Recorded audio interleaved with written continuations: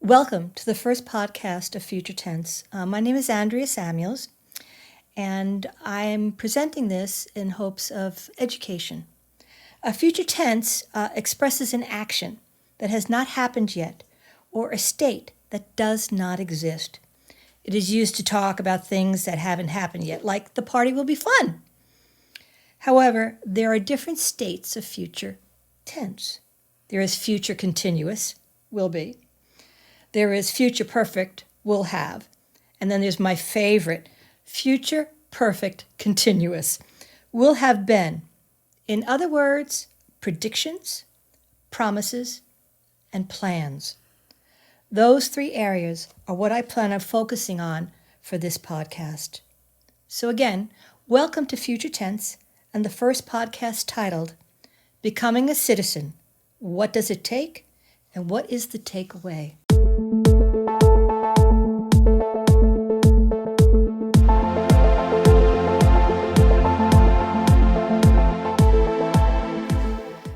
So I went and I went and ordered a book, and I first had to learn what are the requirements to become a citizen of the United States. Well, first of all, you have to be over 18, and you have to be a lawful resident. And examples of residency are permanent or green card holders. Now, green card holders are more protected than individuals with temporary or no status. However, according to the Sunday New York Times, dated December 28th, 2025, that doesn't mean that green card holders aren't vulnerable to this administration. They can still be deported for reason, such as lying to the government or commitment of crimes. Now, no crimes were specifically named, but with this administration, pick one and you're probably right. And now, a doubling down on vetting applications and looking for fraud can get you deported. The Trump administration has also announced a stricter review of green cards granted from countries with travel bans to the U.S. Green cards could be stripped. So you please check to see which countries have travel bans, because as you know and have noticed, the travel bans vary from day to day. Okay, moving on. You need to be a resident for 5 years or 3 years if married to a citizen. You need to take an oath of allegiance to the Constitution and pledge allegiance to the flag. I want you to notice that there are no individuals named, just the United States and the republic for which it stands in the Pledge of Allegiance.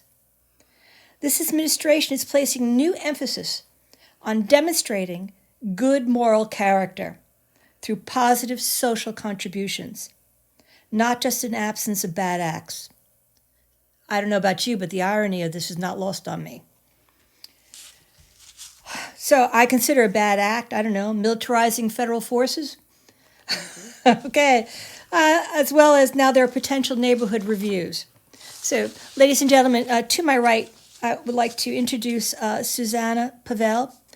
Susanna is a community activist, and she is a businesswoman. She has had several employees go through the naturalization process and will give an employer impression of this process and the effect it had on her employees. Also want to tell you that Susanna has opted to run for something. Would you like to tell them what you're running for? I'll be running for Florida House District 19. Well, thank you for that. It's important to run for something. So moving on, back to the residency, there are physical presence rules and applying with the form N400, which is the naturalization exam. Now, it's not cheap. No, it's not. $760 if filing by paper, that's the old-fashioned way, and I probably would do it the old-fashioned way, or $710 if filing online, dependent on availability of a computer. You'd have to find one if you can't afford one. And that's without attorney's fees.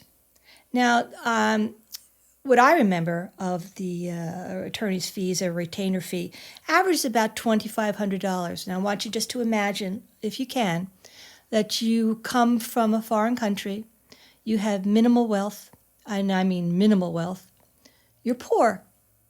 You get by check by check. Where are you going to get $2,500 to retain a lawyer from? Well, and there is that as well. So how long of a wait for processing? Well, it can take between 5 months to over 5 years, depending on the backlog. And the citizenship test, of course, has been made harder under Trump. There are more difficult questions and changes to the naturalization process. This ensures that only immigrants that are fully assimilated will gain citizenship. Now, I know a lot of Americans that aren't fully assimilated. The Amish, Yeah. the Ashkenazis, the Hadiths. I could go on and on and on. Okay. Now, are you even aware that there are even tips of what not to say at the citizenship interview? My favorite is, I am not familiar with U.S. immigration law. Well, I'm a citizen of the United States, and I'm not familiar with the immigration law. Does that disqualify me? Does that disqualify you, Suzanne? It shouldn't. It shouldn't, that's right. Stating that I have applied for asylum in another country. Well, asylum, okay, but why hedge your bets? Way things are going here. And here's another interesting one, and I'm not sure what this is all about, and maybe we need to look into it, is that I can't have travel insurance. Who knew? Why is that a concern? So maybe not so free to make any kind of verbal mistakes. It's just amazing. So the examination. Well, it's an oral exam. Now, I am a college-educated individual, U.S. citizen, so is Susanna. I thought I would wonder what the questions might be and where do they pull them from, and could I or any U.S. citizen really pass this test? So I ordered a relatively inexpensive study guide that included an audiobook. I did not get the audiobook. Okay. The prep is for the 2025 and 2026 exam. They randomly take out 20 questions from the bank of 128. The questions are more in-depth about U.S. history and governance. A required 12 correct answers out of 20 is needed to pass. And some sites, however, report that only 6 correct answers out of 10 are needed to pass. So which is it? Is it 12? Is it 6? What is it? So what I decided to do was I went to go to the table of contents, and I thought I'd start there. So the first area of study and possible questions are from the Principles of American Democracy. This area deals with our legal documents. And we all know that the Constitution and the amendments to the Constitution, the Declaration of Independence, and our governing principles.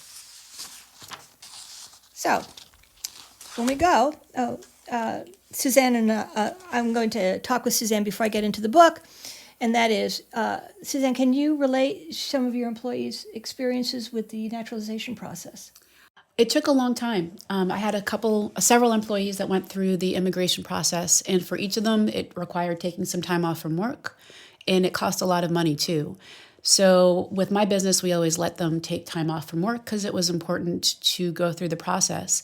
But I do know that it's not always possible for an employer to give their employees time off to become a citizen. Yeah, that's very true. And of course, there's the loss of income with that attached to it as well. So not only are they putting out money, averaging, I don't know, anywhere from $5,000 to $10,000 to do this easily, if not more, they're also jeopardizing their standing by not showing up for work. Yep. Which is coincidental, by the way. So now you're running for the state rep, House 19. Correct. Okay. And what is your philosophy about what's going on here with the naturalization and the immigration process? I think what's happening under the Trump administration is pretty terrible.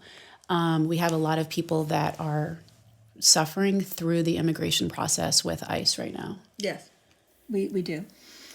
And you were commenting to me before we went on the air about we have 2 big detention camps, and those are?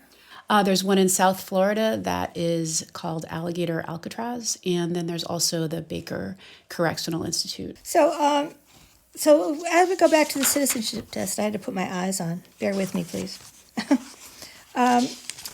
Some of the things are the principles of American democracy. So the legal documents was the Declaration of Independence, the Articles of Confederation, the Bill of Rights, and the Constitution. Okay, so what is the Constitution of the United States?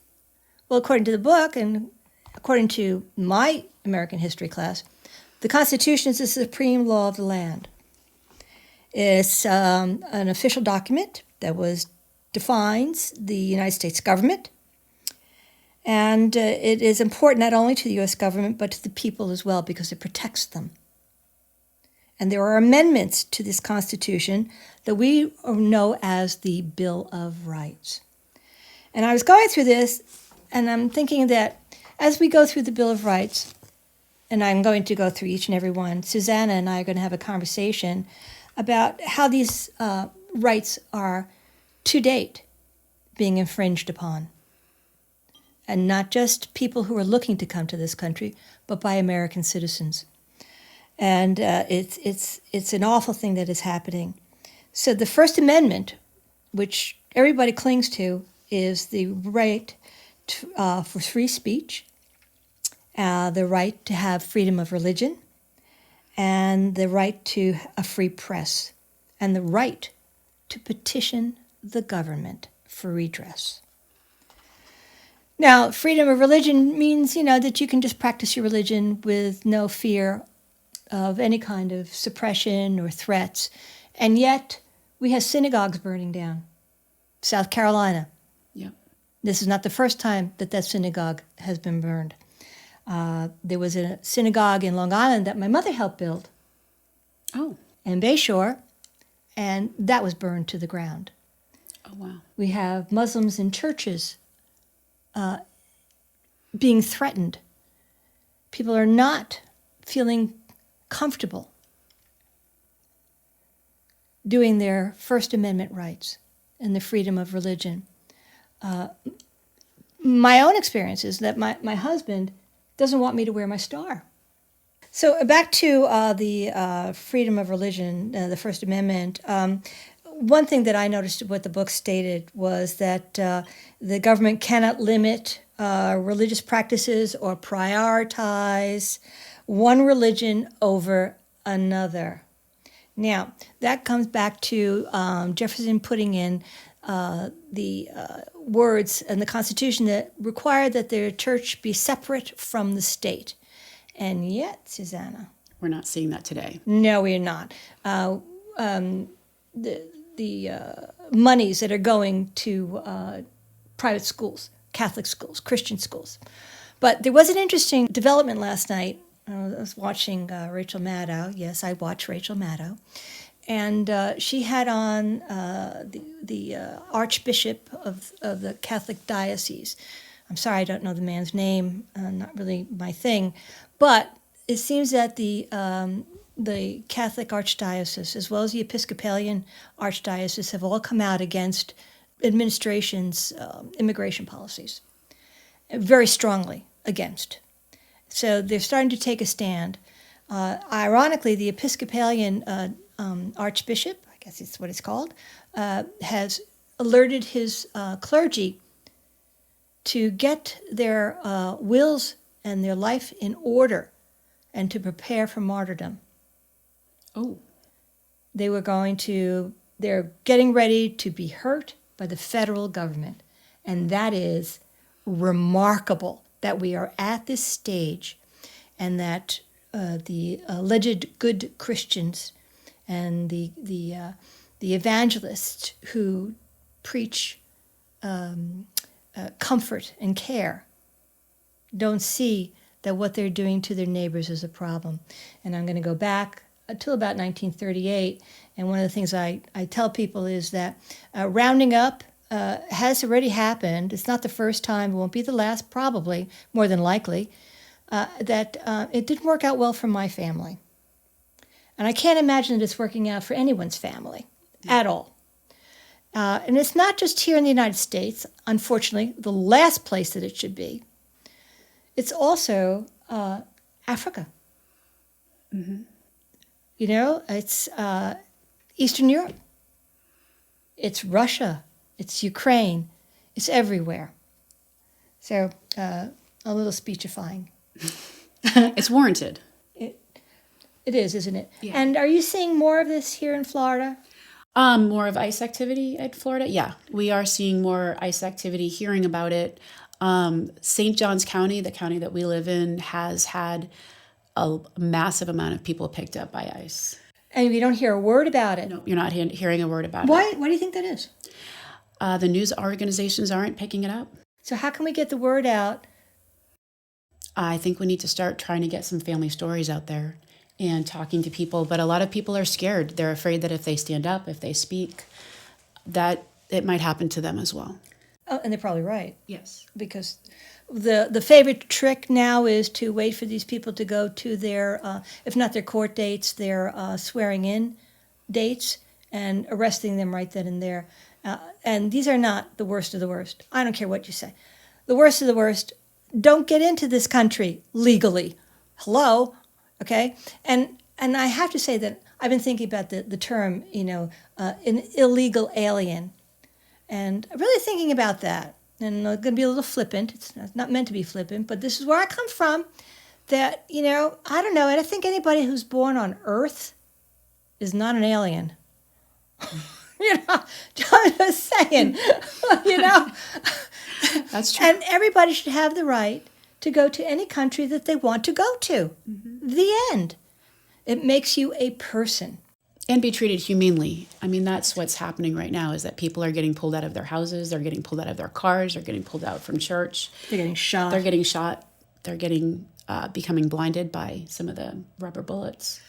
Yes, that's very true. So do you know that so far that I've been able to look into, I found that there have been 16 people who have been shot. That's 16 too many. So there is that unfortunate situation. So we have our own government shooting on American citizens. Now, that goes to the Second Amendment, the right to bear arms. And the irony of that is not lost on me. I bet it's not lost on you either. No, it's not. So what have we done? We've taken these cockamamie militias that sprung up, like, the Proud Boys and the Oath Keepers and all the other failed army people, because that's what they are. They either failed the psychiatric tests or they couldn't cut it physically, right? And this is how it makes them feel good. So come on, boys, stand up, right? And they have 47 days of training. Who needs more than that? I mean, how much training does it take to pull a trigger? Not too Right? much. Right? Especially at close range. Yeah. Unarmed woman in a car. Yep. Yeah, that was brave.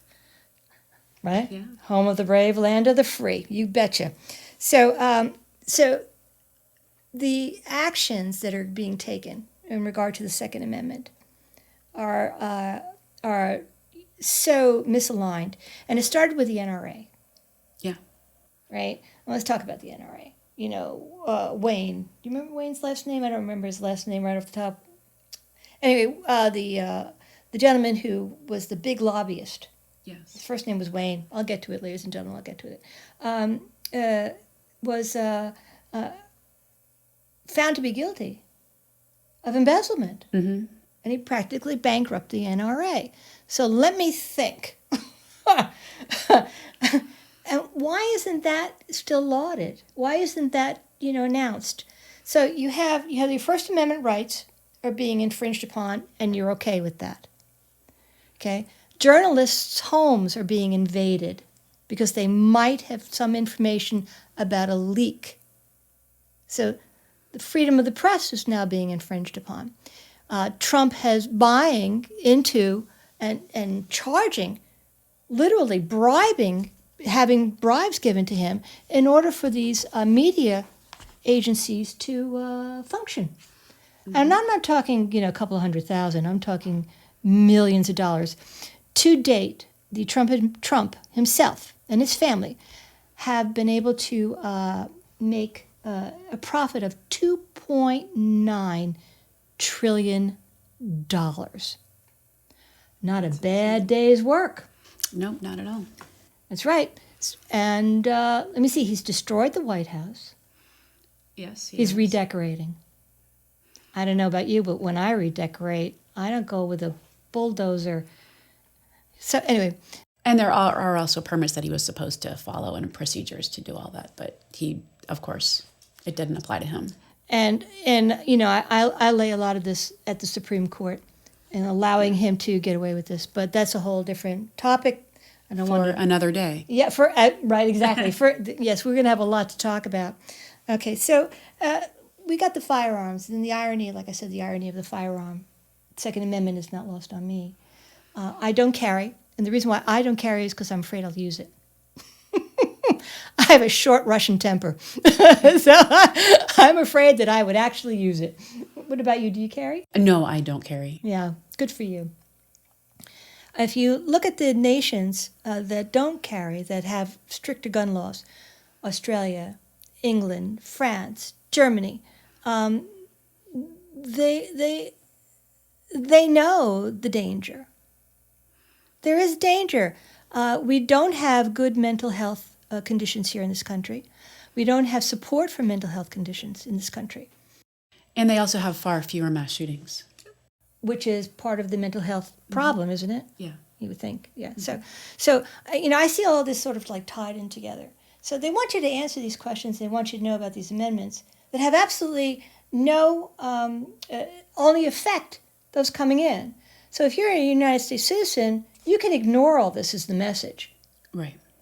Which, I don't know about you, but I try very hard to, let people have free speech, but I am opinionated, I freely admit it, and I am confrontational.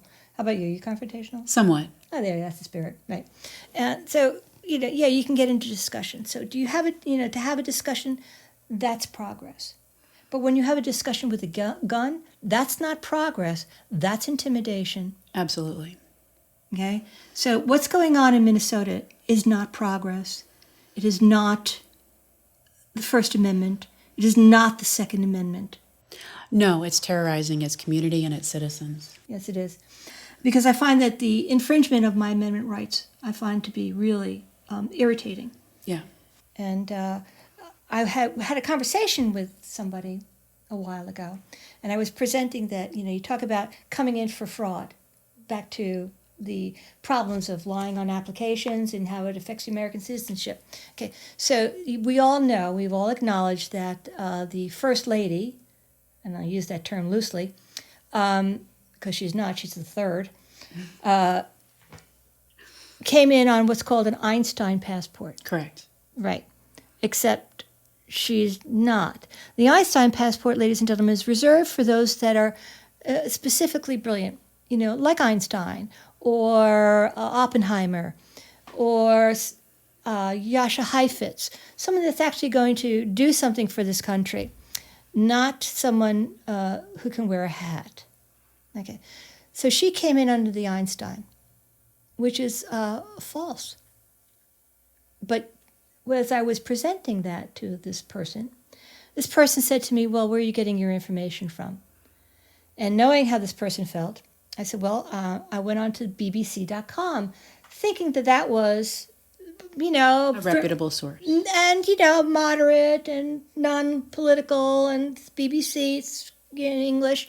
And he said, well, if you're going to believe the BBC, what can I tell you? And that was the response. That's not a response. That's accepting the consequences of an action. Well, over the last 10 years or so, we've been flooded with mis and disinformation. So a lot of people don't even know what's a good source, what's a bad source, how to find good information. And we have to be able to discern information ourselves. And a lot of people just simply don't know how to do it. And what would you recommend for that? I would go back and try to figure out the primary sources. Just dig through whatever you're looking at and try to figure out where the source actually came from. Okay, but don't you find Americans lazy? Of course. But it's something that you should do if you're going to be quoting something or looking something up or presenting information. You need to make sure it's accurate. And they probably would learn that at school, right? One would hope. One would hope, wouldn't one? Yeah, that they would learn that at school. So then we go back to the education system and, where are we failing? And that's another to do. Okay. Yes, it's something that I've seen as a business owner in Florida. Have you really? Oh, yeah. Tell me about that. So we always would hire, we have a lot of part-time, what's the word I'm looking for? Basic positions, an entry-level position. And so with entry-level positions, you would often hire somebody for their first job. And a lot of the times over the last few years, I've just noticed that the educational, that they're not aware of how to write a complete sentence. Their grammatical skills are quite poor. Some people thought that the Constitution was based on Christian values.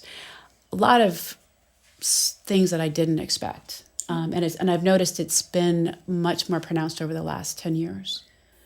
Okay, so if you were to get elected, which I'm sure you will, I don't doubt that for a minute, what would be a part of your platform in regard to the education system? To really focus on public education and to do something about the charter schools. One of the issues with the schools that I recently found out is that the students that go to charter schools are given, I believe it's $1,900 for that's right. That is correct? Okay. And if they don't stay at the charter school and go back to the public schools don't get that money back. So there's a big defunding plan from the Republicans for public schools, and public schools are imperative. I went to a great public school in Massachusetts. I did too. I went to public school in New York City. So yeah, no, I agree that they're raping the education system to pay for private Christian schools. Correct. Right, predominantly. Yes. I know that there are yeshivas, which is the Jewish education system, also benefits from that. Any sort of religious school. Here we are back to the First Amendment. Yep. Separation of church and state.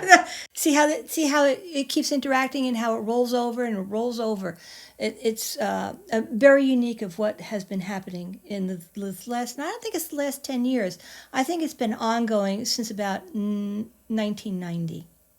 I think so too. It's just become more pronounced that I've noticed it. Yeah. Well, yeah, they've been encouraged greatly, the evangelists, and I don't want anybody to get confused. I think that Jesus was a great rabbi. He was a very hip rabbi. In fact, he believed in women's rights. Mm-hmm. He was very hip. So yeah, he's okay. It's as with anything. It's who interprets and who perverts. That's true. So that's where I go with that. And I don't see why children who can't afford private education should be penalized. And I don't believe that Christianity alone should be taught in the schools. I'm all about comparative religion. Comparative religion is fine, but we do need to have the separation of church and state because there's a lot of religions. Yeah. Did you notice over at Roy B. Hunt, they have a church in there? I had no idea. Oh, yeah. That's awful. Yeah. Yep. By the way, I did notice that. So yeah, and I know that this is a large Christian community, but there comes a time, ladies and gentlemen, when you need to have it at home. Well, we're going to continue this discussion. I want to thank you for your time. Susanna will be back with me, that's absolutely for sure. And then we're going to get to the 3rd, 4th, 5th, 6th, 7th, 8th, 9th, and 10th Amendments. All of these are impacting how you are being treated. And Susanna, thank you so much for your time. Thank you for having me. And I'll see you again, right? Yes, definitely. Okay. All right. Thanks. Thank Bye. you.